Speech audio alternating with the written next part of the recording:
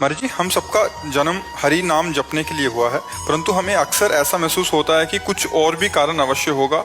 उस कारण को कैसे ढूंढें? मेरी जिंदगी का पर्पस क्या है? केवल जगना है बस।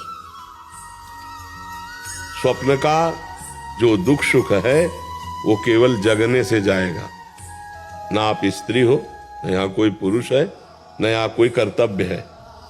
स्वप्न का कोई कर्तव्य होता है क्या? बड़ा मेहनत किया स्वप्न में जगे तब सब झूठा हुआ ना। स्वप्न में आपने 100 लोगों को भोजन पवाया और 100 लोगों को जान से मार दिया।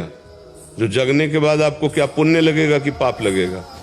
है कुछ नहीं लगे। क्यों? किया तो था स्वप्न में, भंडारा किया स्वप्न में, मारा तो क्या उस समय क्या झूठा लग रहा था? स्वप्न में नहीं लग रहा था ना। जग गए तब लगा ना। तो उमा काहूं मैं अनुभव अपना, सत हरि भजन जगत सब सपना। तो अब आपको लग रहा है और कोई कर्तव्य है, तो ये स्वप्न में लग रहा है। अगर जाग के देखो तो स्वप्न में एक आप ही थे, ना कोई वस्तु था, ना कोई व्यक्ति था, ना दुश्मन था, ना कोई दोस्त था। ये पता तब चला जब आप जगे। स्वप्न में जैसे हम कई बार कहा, समुद्र में डूब रहा हो कोई, अब उसको कैसे बचाया जाए? बहुत से तैराक बुला लिए जाए, नौका बुला ली जाए, सब व्यवस्था कर ली जाए, तो क्या स्वाप्निक पुरुष को बचाया जा सकता है क्या, जो स्वप्न में समुद्र में डूब रहा है? कुछ उपाय नहीं करेगा। उपाय एक करेगा, उसको पकड़ के जगा दो। ना एक बूंद पानी है, ना वो डूब रहा है, ना कोई परेशानी है। समझ रहे ना?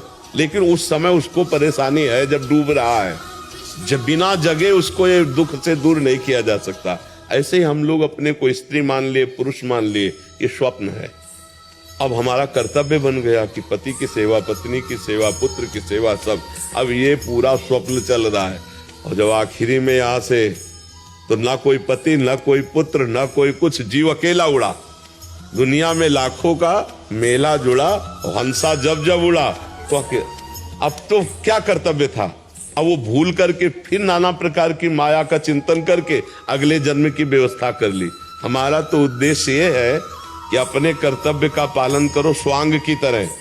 स्वांग में जैसे नहीं, थोड़ी देर के लिए आप किसी की पत्नी बने, या थोड़ी देर के लिए आप मित्र बने, थोड़ी देर के लिए आप जो भी बने, तो बढ़िया स्वांग करते हैं ना, तो डायरेक्टर इनाम देता, पैसा देता है। ऐसे हमें भगवान ने एक स्वांग भेजा है। मान लो हमें गुरु का स्वांग दिया, किसी को शिष्य का स्वांग दिया, किसी को प्रश्नकर्ता का, किसी को उत्तर देने का स्वांग, बहुत से स्वांग है। तो अपने स्वांग को अच्छी तरह निभाओ, लेकिन स्वांग को स्वांग रहने दो, नाटक को नाटक रहने दो, रोल को रोल रहने दो। अगर आप जो 1 घंटा किसी की पत्नी बनी स्वांग में, और इसके पीछे, तो आप उससे यही कहोगे मर्यादा में रहना। ऐसे ही ये 60, 70 वर्ष, 50 वर्ष का स्वांग मिला है, पिता का, पुत्र का, पत्नी का, माता का, अलग अलग। हमको इस स्वांग में कमी नहीं रहने देना। जो स्वांग है उसको यथावत करना है, पर यह ध्यान रखना है, स्वांग करने वाले को याद रहता है कि मैं ये सब कुछ नहीं हूं, मैं कुछ और हूं, केवल थोड़ी देर मंच पर मैं कर रहा हूं। तो जगन नाटक वैभवा, इस संसार रूपी मंच में हमें जो स्वांग मिला है वो हम करें, पर हम ये याद रखें कि मैं स्वांग नहीं हूं, मैं सत्य सच्चिदानंद का स्वरूप हूं, न स्त्री हूं न पुरुष हूं। पर अब ये बिना जाने अगर स्वांग में फंस गए तो अगला स्वांग तैयार है।